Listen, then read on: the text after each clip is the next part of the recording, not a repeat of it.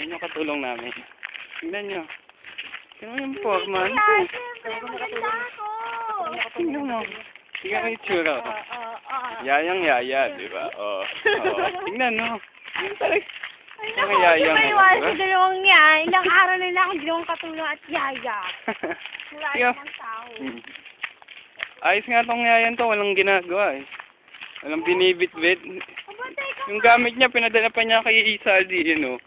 Oh. Oh, siyempre, amo ko yan. Pag amo, kailangan talagaan nila yung katulong nila. Ha? Ganun ba yun? Baligtad ata ah. Oo, ganun. Kaya nga may amo yun. Nagkaroon ng relasyon sa katulong eh.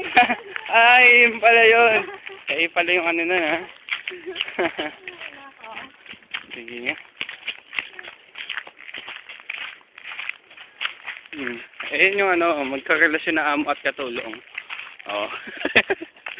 Oh. Hi, fun. Ayos ka. Sabi mo, ako naman si Mark. Ayoko. Driver ng katulong.